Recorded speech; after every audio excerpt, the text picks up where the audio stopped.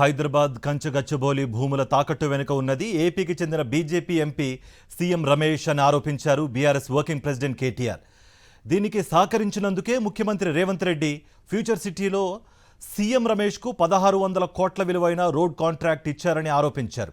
ఈ భూముల విషయంలో 10,000 కోట్ల కుంభకోణం జరిగిందని కేంద్ర సాధికారక కమిటీ మోదీకి రిపోర్ట్ ఇచ్చిందన్నారు. 4 నెలలైనా రేవంత్ రెడ్డిపై మోదీ ఎందుకు చర్యలు తీసుకోలేదని ప్రశ్నించారు కేటీఆర్.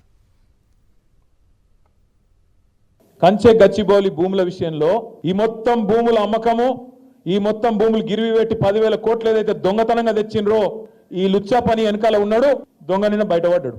సీఎం రమేష్ అనే ఒక బీజేపీ ఎంపీ కంచె గచ్చిబౌలి భూములను తాకట్టు పెట్టే లుచ్చా పనిలో సహకరించినందుకు ఆయనకు నిన్న 1665 కోట్ల కాంట్రాక్టు ఫ్యూచర్ సిటీ అట.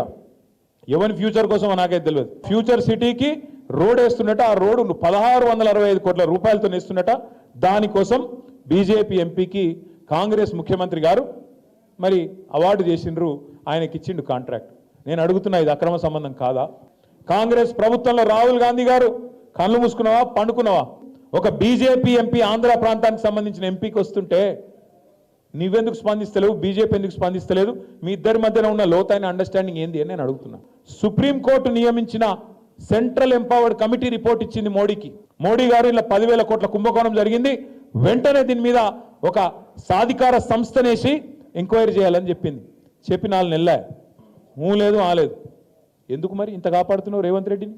ఏం అక్కరుండదు నీకు ఇంతగానో?